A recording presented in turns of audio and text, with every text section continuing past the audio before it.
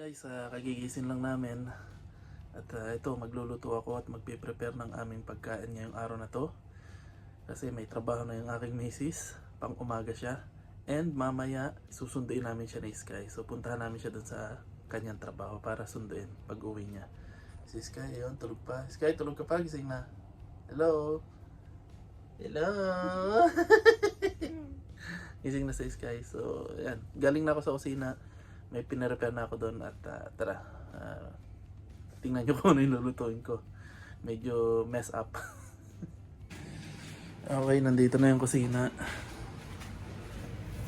Okay, so ito na yung pinarepair ko.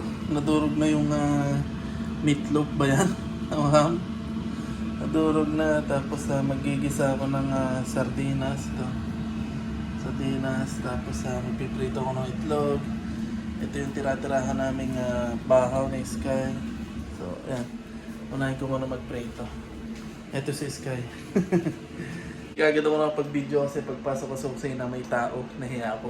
So, magluluto na ako. Yan, nag-start na ako magluto. Si Sky nga pala nagbibideo niyan.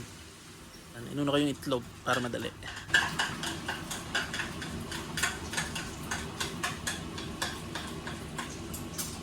Unahin natin yung itlog para walang dumi yung kawali sa susunod na luto.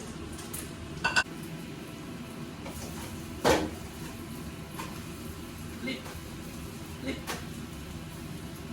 Guys, tapos na yung naluto ko. Yun ang pinawala na Sky. Ito yung meatloaf at saka itlog. Tapos ito yung ginisang sardinas. Okay na. Thank you, Sky. Hop, dandahan. Okay, luto na ang ating ulam. Kain na. Okay guys, kain na. Kain na tayo. Itong sa akin, sardinas at saka itlog. Kay Sky yung meatloaf at saka manok na natin kahapon. Tsaka yung favorite niya, liquid seasoning. Ay, kain na. Yung nga, masarap. Sabay utot eh. Okay. Masarap. Sarap. Pasado kay Sky, masarap daw. Alam ko hindi masyado masustansya yun, pero wala kaming na-defrost na manok. May manok pa naman pero hindi ko na-defrost. Itinuro niya yon, sabi niya gusto niya yung meatloaf, yun daw ay prito ko. So isang beses lang naman yan, hindi pa siya nakakatikim niyan. So yeah, kain muna kami, mamaya na lang po. Okay, pagkalipas ng 6 na taon, meron na po kaming tagahugas. Training na po siya. Sky, very good ka sa akin. Okay? Pwede ako mag-tablet? Ha? Mamaya. May condition pala eh, hindi pwede. Okay? Mamaya. Hindi pwede mag-tablet. Hugas muna, okay?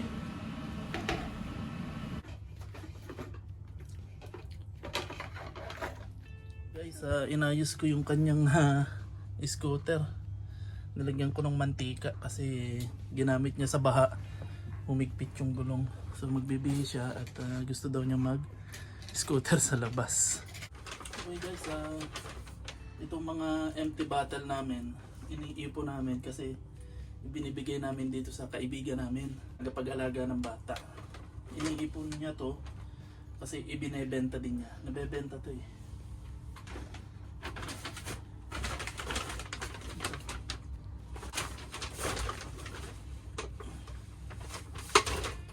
Binibigay namin to sa kanya kasi mas makakatulong to sa kanya.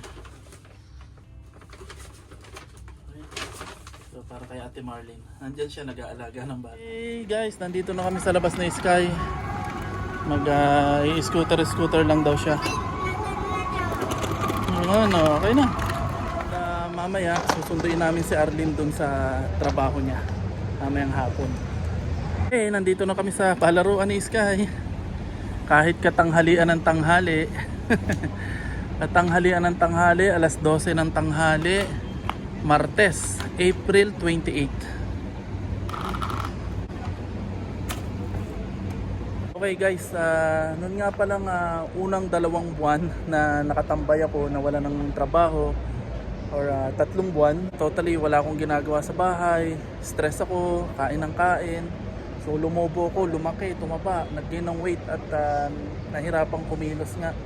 Kasi sobrang dinamdam ko yung pagkawala ko ng trabaho at saka yung problema ko. Naisip ko ngayon nung pagka-exit ko na kailangan ko magbawas ng timbang at saka kailangan kong ayusin yung sarili ko. Kailangan ko mag-exercise.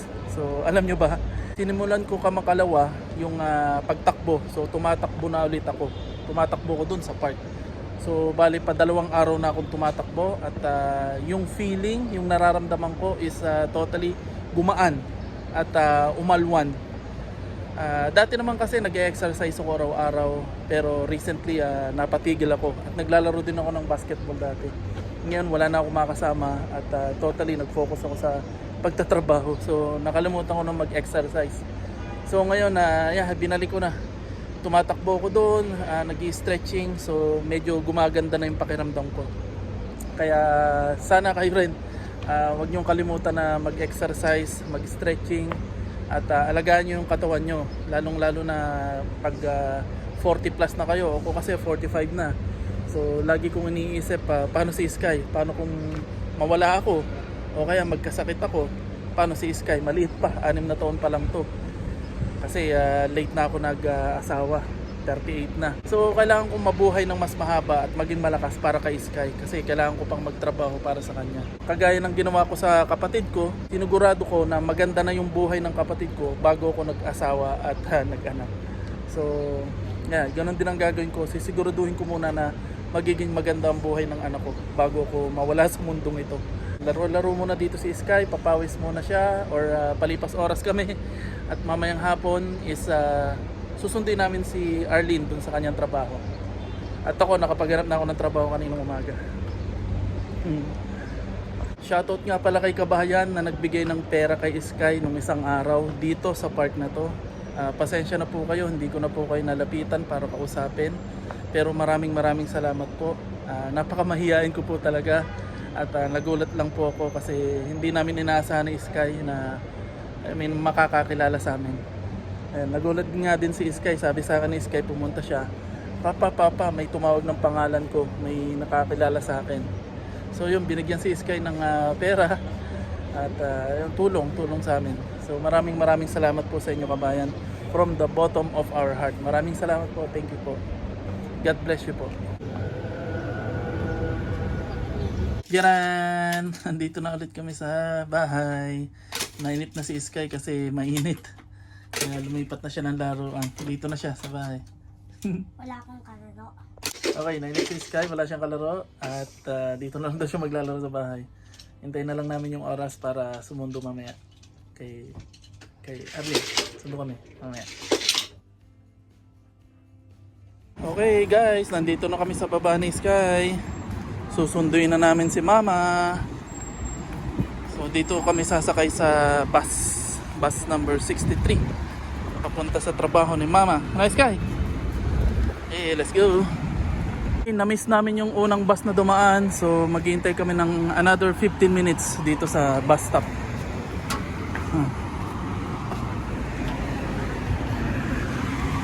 Sayang hindi namin inabutan yung isang bus.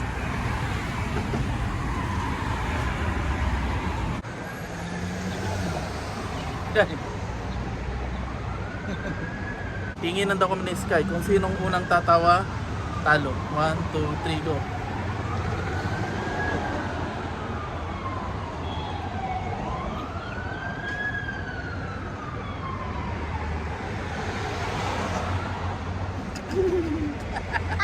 Julius! Oh, ikaw tumawag first. You win. Stick si Papa.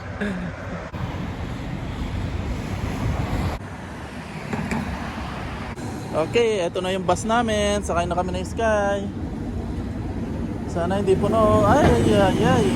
Nice Sky.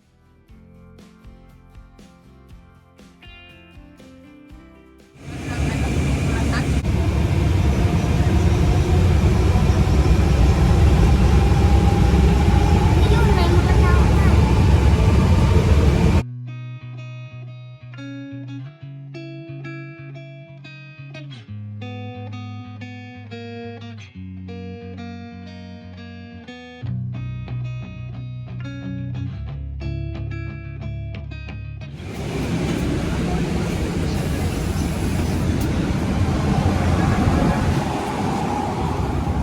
Ay, nandito na kami. Okay, nakarating na kami dito sa trabaho ni Mrs. So, pasok lang tayo. Nandun daw siya sa entrance. Oh, ganda. Okay, nadaanan namin yung tabi ng beach. At nakita namin open na yung beach. Yeah, pwede nang mag-swimming sa beach. Pwede na kaming maligo sa beach. Bye, Sky. Okay, nandito na pala si Mama. Naghahabang na sa labas. Kaya takbo, halubang kami si Mama. Okay.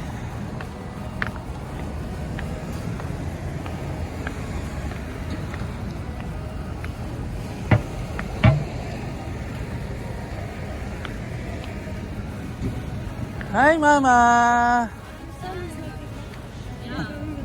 Hi, how are you? Hi, kid. Sky. Sky. Yeah. Yeah, like the sky.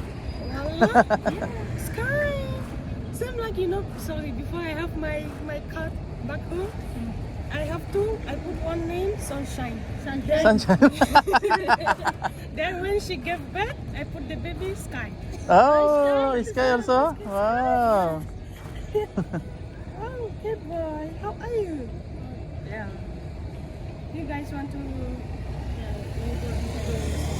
Bye-bye. See you all Bye-bye. next See ya. day. Bye. Bye-bye. Kamusta ang trabaho? Ay naman. Nakaka... Kasamahan mo sa trabaho? Oo. Bago lang din o luma na? Hindi, matagal na yan. 5 Ah, matagal years na? yan. Ah, okay. Mabait no? Oo, mabait yun. Saan tayo pupunta? Ito, pasok muna tayo. Ah, sige, sige, Wala sige. naman tayong gagawin sa bahay. Ah, kala ko uwi na tayo eh. Oh, tara. Ano lang natin. Okay, pasok daw muna tayo sa loob.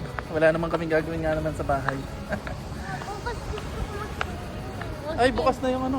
Bukas na yung Sabi forming. ko sa'yo, yung ano, Pwede na tayo mag-swimming. pwede pili tayo ng ano. Doon na lang. Ah, wala na akong... Wala na pala. Ay, magluluto na tayo.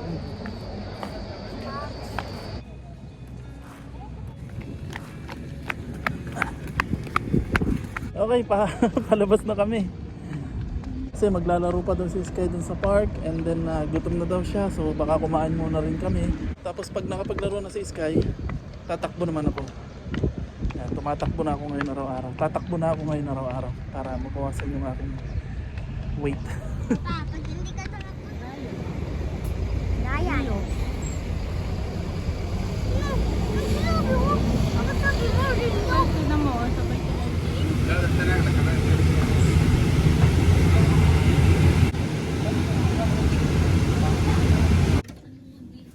Okay guys, nandito na kami sa bahay.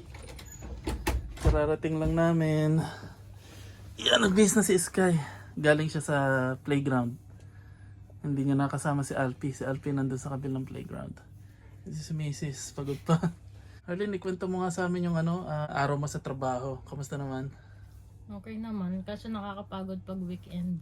Madaming customer. Pero pag weekdays wala. Ano mostly yung customer? Puti tsaka lokal. Ibang lahi. Pilipino meron din naman. Meron, konti-konti. Pero hindi nawawalan ng tao. No? Hindi.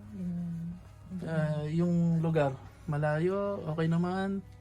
Okay naman. Accessible yung transportation, maraming bus. Maraming bus. Marami kang pwedeng sakyan na bus. Okay. Pak. Parang si Pablo. Pak. Pak. Uy.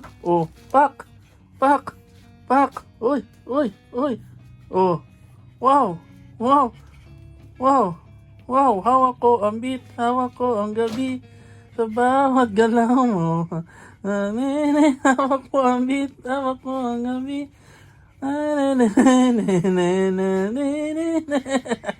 Pagod na ka? Oh, night. Night. Nappy time. Nappy time. Jammy time. Jammy time. Okay guys, so paano, tapos na naman ang aming isang araw at sa kasalukuyan po, naghahanap pa rin ako ng trabaho. Medyo nag-o-opening na sa ibang mga establishment. Nakikita namin may mga eroplano nang lumilipad. Tapos open na yung beach. So baka mag-beach kami para maligo si Sky. Ang tanong na lang ay kung nag-o-open na yung mga company at nag-uumpisa na sila mag-hire ng mga tao. Pero ayun, nahihirapan pa rin ako at wala pa rin akong makita sa mga online na nag-hire. Tinatanong ko rin yung mga kakilala ko, kaibigan ko, mga connections ko, so wala pa rin po.